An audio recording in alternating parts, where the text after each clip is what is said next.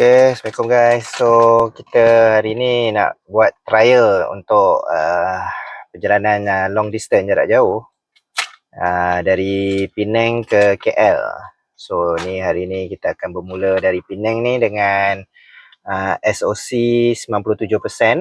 Kalau ikut dekat sini, kiraan dia ada 531 km by ride.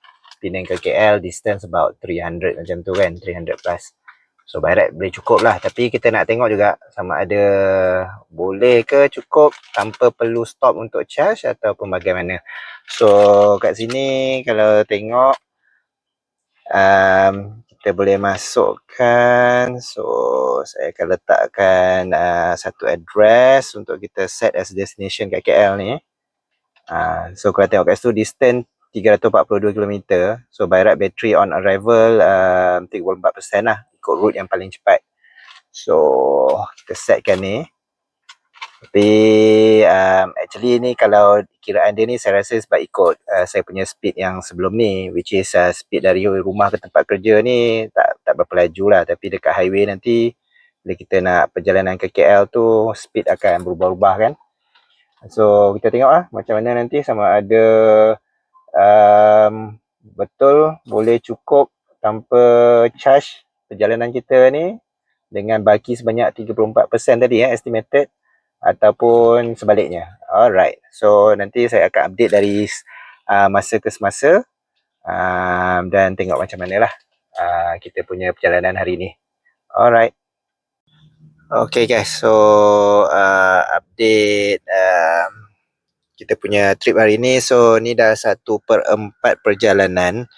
So kita berhenti sekejap dekat sini adalah hentian sebelah Gunung Semanggol. Bukan Gunung Semanggol, sorry, hentian sebelah Bukit Gantang. So dah 1/4 perjalanan lah. So saya punya efficiency is about 16.9 kilowatt per 100 km.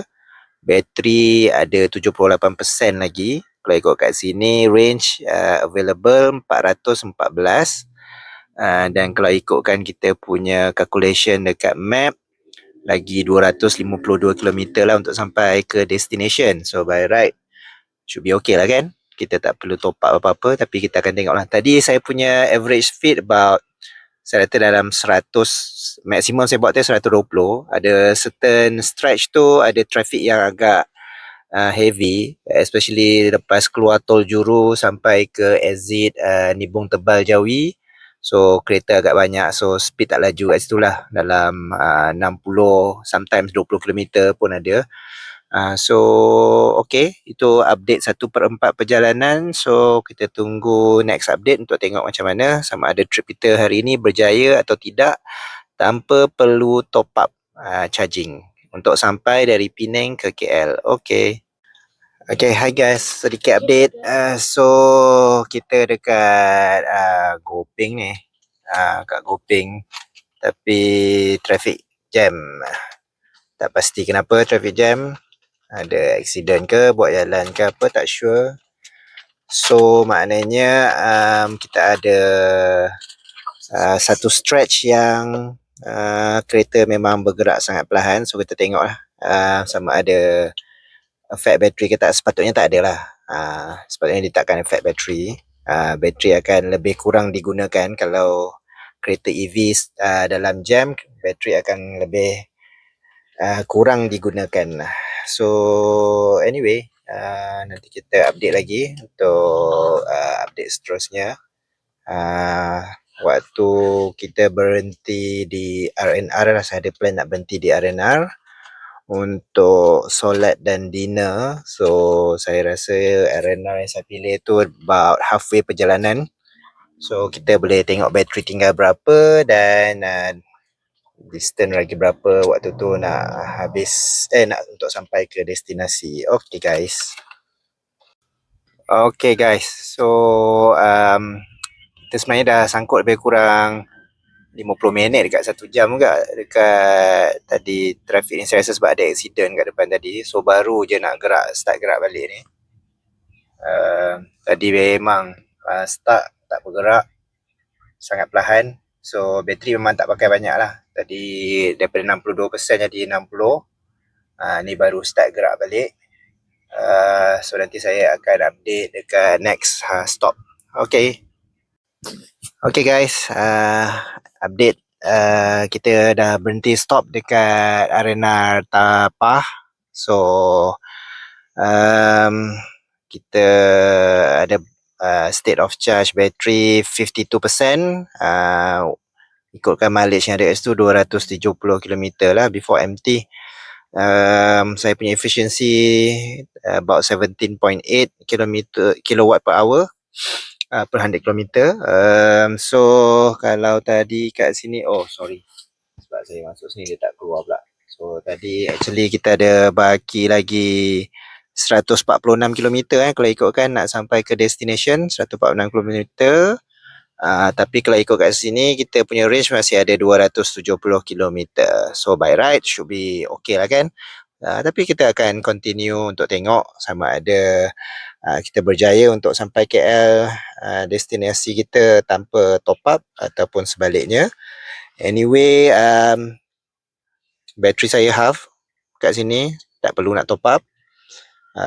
Kalau backup plan, saya pun tak risau, tak ada range anxiety sangat sebab saya tahu kita ada berapa charger, DC charger along the way sebelum sampai KL tu. Dekat Berang ada, kat Ulu Bernam ada, Sungai Buloh pun ada. So I'm not that worried. So kita akan continuekan journey ni nanti for the next update ya. Okay guys. Okay, hello guys. So update, kita dah sampai dah ke destinasi yang dituju akhirnya. So total trip tadi, sebenarnya saya punya trip ni tak berapa betul ni, sebab saya lambat tekan. So about 300 plus lah ikut yang apa yang tadi keluar dekat map tu. Cumanya dia punya bateri ikutkan tadi calculation awal 34%, tapi in the end left adalah 17%, which is okay. So saya pun tak top up charge dekat tengah highway tadi. So kita berjaya untuk drive all the way dari Penang ke KL tanpa perlu stop untuk charging. So saya hanya break untuk toilet break dan juga solat dan makan lah di arena. Okay, so battery left 17% with 68 km. Saya punya efficiency last few kilometers tu 17.5 kilowatt hour per 100 kilometers. And that's about it. Tadi bertolak dalam pukul 5 lebih sampai pukul 11 sebab ada traffic jam tadi. Traffic jam kat highway tadi sebab actually ada accident lori dengan bus express.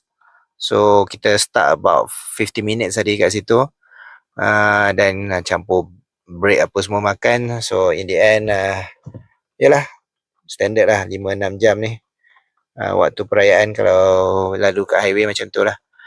But the good thing is kita tak perlu berhenti untuk top up the battery charge. Tak perlu charge the battery in the middle of the trip. Okay, so trip dari Penang ke KL success without the need for charging. So nanti kita akan jumpa in the next video. Probably saya akan buat video return trip pula dari KL ke Penang, macam mana. Okay, itu saja. Jumpa lagi next video. Bye.